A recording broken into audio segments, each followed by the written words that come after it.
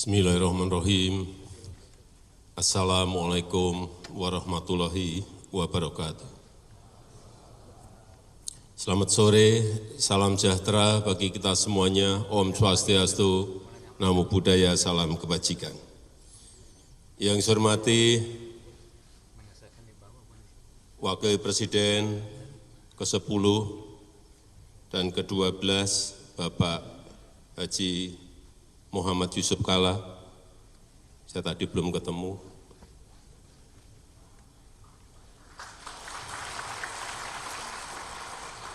Karena hadirnya duluan saya, Pak JK.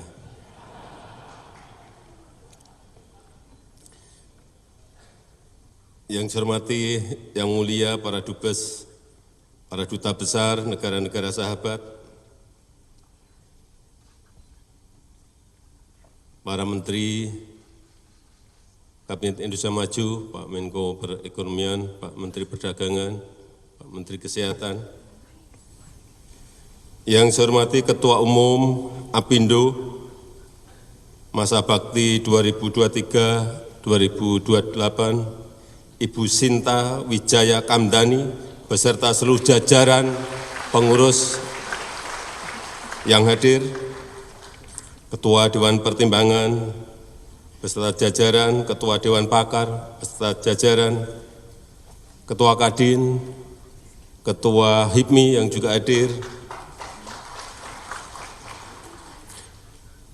Gubernur DKI Jakarta, beserta para gubernur yang sore hari ini hadir,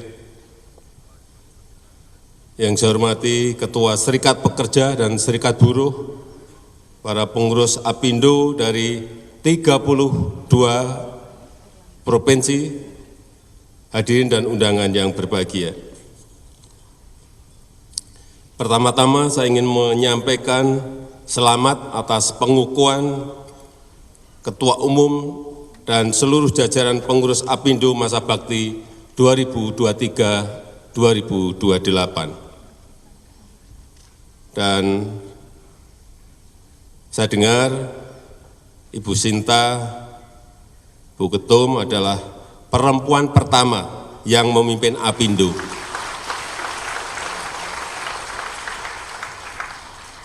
Dan memang selalu ada yang pertama dalam setiap hal. Dan di APindo, Ketua Umum perempuan pertama adalah Bu Sinta. Dan ini bisa menjadi awal yang baik.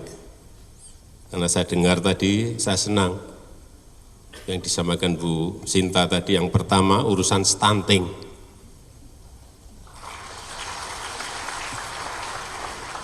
Biasanya kalau kita bicara di APindo itu, bicaranya selalu untung dan rugi. Profitnya berapa, cuannya berapa. Tapi sore hari ini saya senang APindo berbicara mengenai stunting. Dan saya harapkan nanti Kadin, HIPMI juga ikut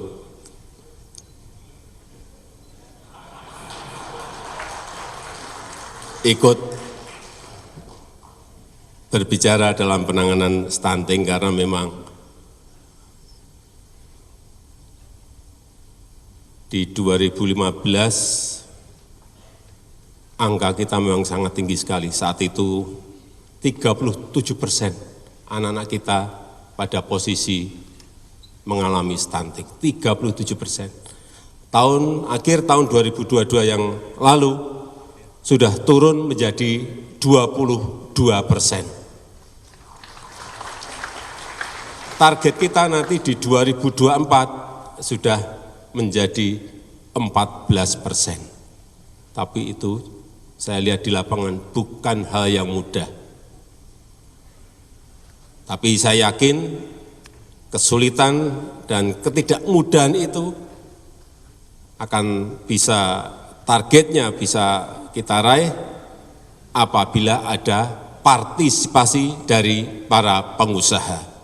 Dan saya mengapresiasi sekali lagi APindo dalam hal urusan stunting ini.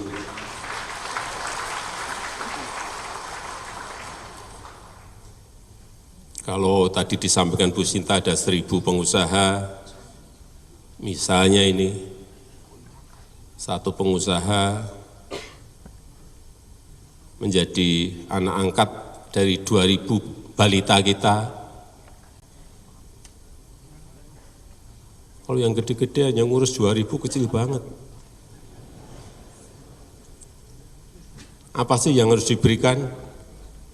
Karena rata-rata anak-anak stunting ini berada pada keluarga-keluarga yang tidak mampu. Berikan telur, berikan ikan, berikan daging ayam, berikan daging, berikan sayur, dan bukan sebuah hal yang besar hanya, tapi rutinitas memang harus dilakukan. Biasanya kalau rutin sudah dilakukan, itu ditimbang setiap bulan itu kelihatan, cepat kelihatan hasilnya kalau konsisten.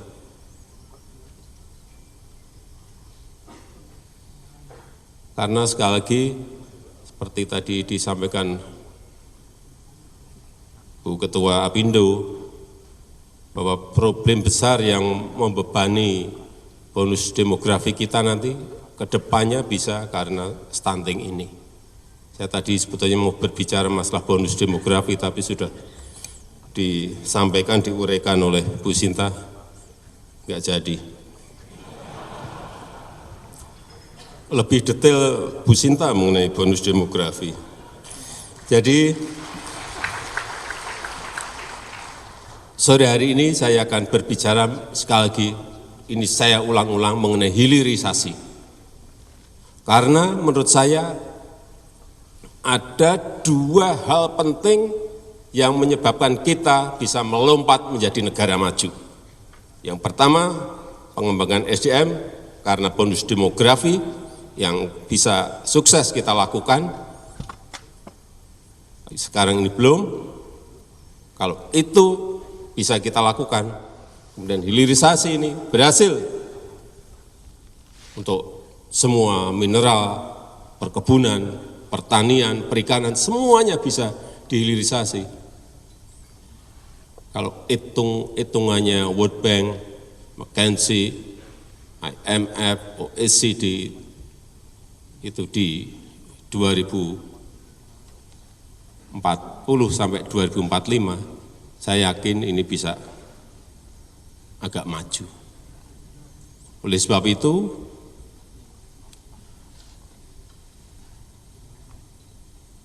hilirisasi ini apapun harus kita teruskan meskipun kita digugat oleh WTO, meskipun kita diberikan peringatan oleh IMF, apapun barang ini harus kita teruskan. Karena kalau kita lihat, saya berikan contoh saja urusan nikel, ini juga bolak-balik saya sampaikan, tapi akan saya ulang-ulang terus biar kita betul-betul tahu angkanya berapa kali naiknya karena hilirisasi ini. Urusan yang berkaitan dengan pembukaan lapangan kerja. Karena hilirisasi di Sulteng, sebelum hilirisasi hanya 1.800 tenaga kerja yang terangkut di dalam pengolahan nikel. Setelah hilirisasi menjadi 71.500 tenaga kerja yang bisa bekerja karena adanya hilirisasi nikel di Sulteng. Kemudian di Maluku Utara, Malut, sebelum hilirisasi hanya 500 orang, setelah hilirisasi menjadi 45.600 pekerja yang bisa bekerja di hilirisasi nikel yang ada di sana. Kemudian kalau kita lihat, ini untuk seluruh produk turunan nikel, tidak hanya besi baja saja. Yang dulu yang saya sampaikan 1,1 miliar US dollar itu hanya besi baja. Ini seluruh produk turunan nikel. 2014-2015 ke sana, kita ekspor bahan mentah, itu hanya menghasilkan 2,1 billion US dollar, kurang lebih 31 triliun. Setelah hilirisasi menjadi 510 triliun. Kembali lagi,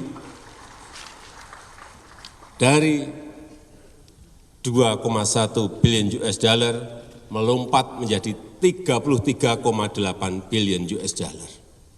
Berarti melompatnya berapa kali? Ini baru beberapa turunan saja.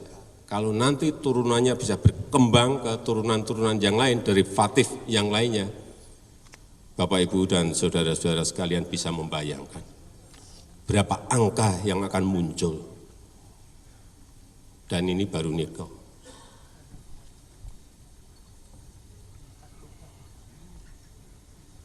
Dan dari situ ada yang bertanya, "Loh Pak, negara dapat apa?" Itu yang menguntungkan pengusaha. Sebentar. Tadi angkanya 31 triliun. Negara pasti akan mengut pajak, PPN, PPH, royalti, penerimaan negara bukan pajak, dan lain-lain. Di angkanya 31 triliun. Negara pasti akan mengut pajak, PPN, PPH, royalti, penerimaan negara bukan pajak, dan lain-lainnya. Dari angka 31 triliun.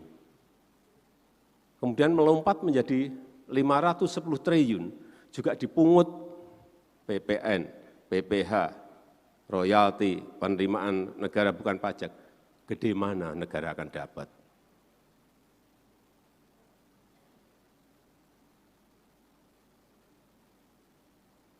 Saya sebetulnya mau membuka yang di Morowali itu negara dapat berapa, tapi ini rahasia dari Ditjen Pajak.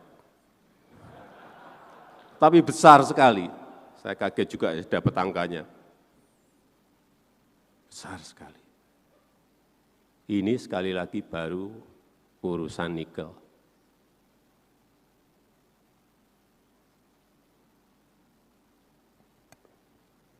Untuk growth pertumbuhan ekonomi daerah, di Sulteng tadi, sebelumnya rata-ratanya 7,5.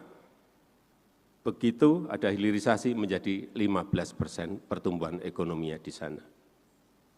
Di Maluku Utara, sebelumnya rata-rata 5,7%. Setelah hilirisasi 23%. Kalau semua provinsi growth-nya seperti itu, Bapak Ibu bisa bayangkan, agregat dari semuanya menjadi pertumbuhan ekonomi nasional kita akan berapa?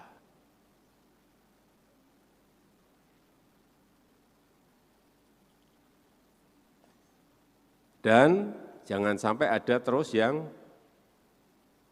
menulis bahwa kemiskinan di Maluku Utara masih ada. Ya, itu tugasnya pemerintah provinsi, kabupaten, dan kota yang diselesaikan lewat APBD. Karena APBD juga mendapatkan manfaat dari adanya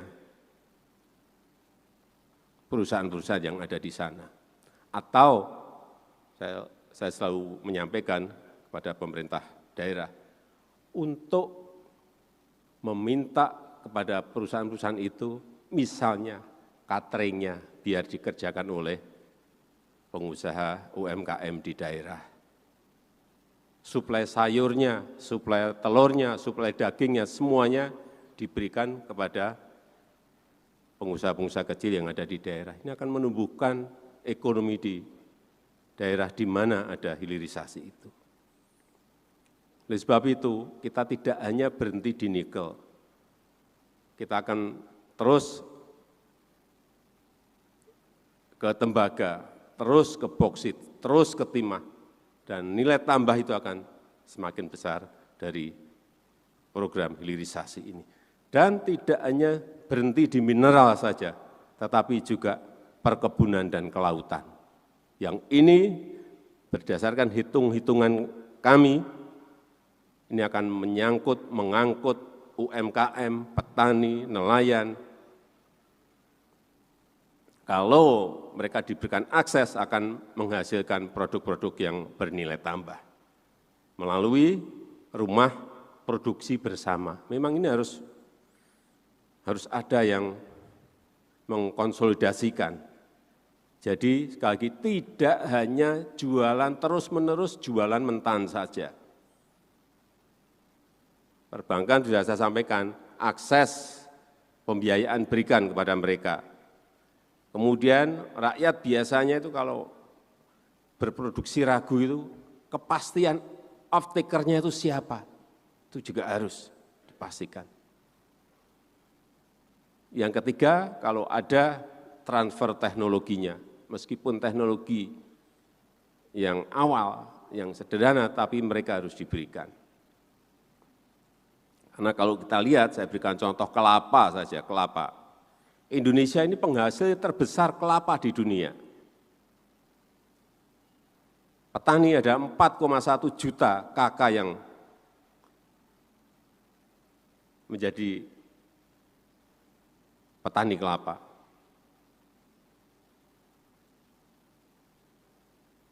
Kita menghasilkan 16,8 juta ton. Ya, kalau ini dijadikan, ada hilirisasinya, dijadikan barang-barang setengah jadi atau barang jadi, misalnya nata de coco bisa 3,6 kali nilai tambahnya. Kalau kelapa parut bisa 6 kali nilai tambahnya. Kalau arang batoknya digarap bisa 4,5 kali nilai tambahnya. Dan VCO bisa 11 kali. Kita harus mulai, Apindo harus mulai berpikir ke sana untuk semua produk-produk yang masih dikirim mentah harus mulai. Bank juga harus berpikir mau membiayai hilirisasi di bidang-bidang yang tadi saya sebutkan. Rumput laut, hati-hati dengan rumput laut. Kita ini penghasil terbesar nomor 2 di dunia. Dan kita untuk menjadi nomor 1 juga tidak sulit. Setelah saya pelajari ini apa sih? Rumput laut, mudah sekali mengembangkan rumput laut ini, menanam rumput laut ini, gampang sekali. Sekarang petaninya baru 63.000 kakak. Produksi per tahun kita 10,2 juta ton. Tapi masih banyak diekspor dalam bentuk mentan. Ke Filipina paling banyak. Coba kalau kita buat tepung agar, industrinya bangun, bisa nilai tambah 3,8 kali. Semi keraginan bisa 9,7 kali. Minuman olahan 3 kali. Dan yang terakhir saya lihat kemarin waktu di Hannover Messe, rumput laut sudah bisa menjadi energi hijau.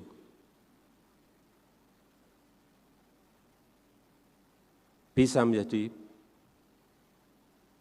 bioetanol.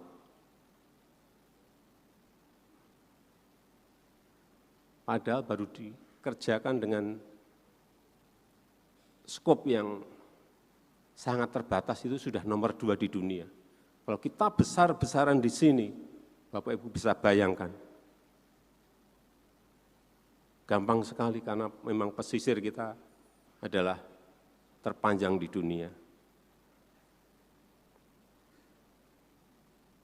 Inilah tantangan yang kita hadapi, yang kalau kita bisa menyelesaikan masalah-masalah yang ada di lapangan, dan itu biasanya tugasnya pengusaha. Pengusaha itu kalau ada tantangan senang banget, tapi juga kalau ada untungnya. Kalau tantangan saja nggak ada untungnya juga biasanya pengusaha nggak mau. Ada tantangan, ada cuannya, pasti akan berbondong-bondong.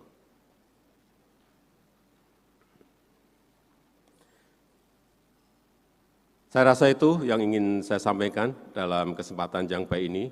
Dan tadi lembaga-lembaga internasional yang saya sampaikan membisikkan kepada saya, Presiden Jokowi, kesempatan Indonesia itu berada di 13 tahun ke depan. Karena di situ ada bonus demografi, di situ kita mendapatkan hilirisasi, lompatannya akan muncul di 13 tahun ini. Oleh sebab itu, saya sampaikan dan ini saya ulang di mana-mana, kepemimpinan di 2024, kepemimpinan nasional di 2024, kepemimpinan nasional di 2029, kepemimpinan nasional di 2034, itu sangat menentukan Indonesia ini bisa melompat maju atau tidak.